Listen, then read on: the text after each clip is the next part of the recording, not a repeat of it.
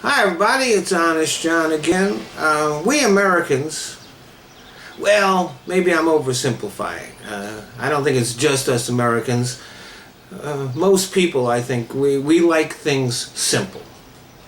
These are the good guys, these are the bad guys. This is right, this is wrong. But life just isn't like that. Your choice of actions is not between this and that, but between this, that, and a whole bunch of other things. So we've got this situation in Syria that has turned into a civil war.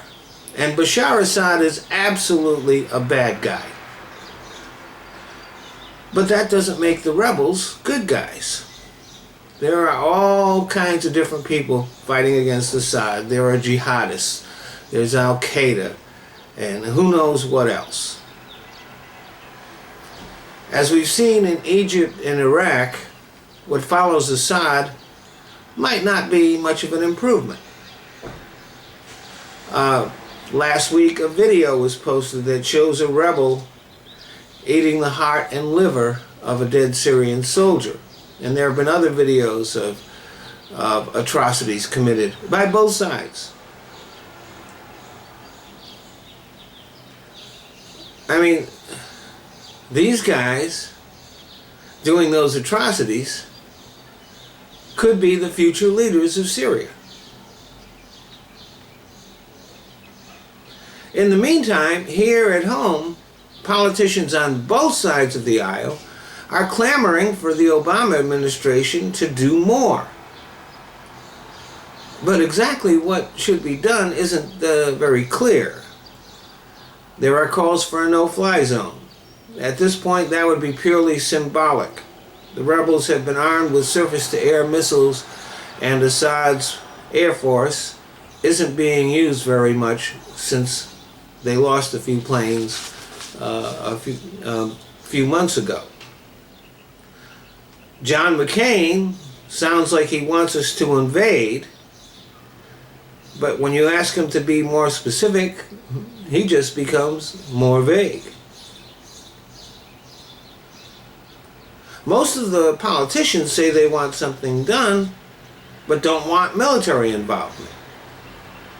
Dianne Feinstein was making a lot of noise last week, but it turns out all she wants is another UN resolution. Well, Russia has blocked the UN from doing anything, and that's not going to change. Obama has been making noises about doing more, but the last thing he's going to do is get us sucked into Syria. Now, publicly, we're providing non-military support. Things like food and medical stuff like that.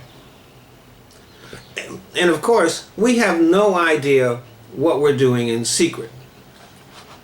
I'm sure that sometime in the future, all of a sudden, there'll be a revelation that we're supplying all kinds of things that we weren't telling anybody about.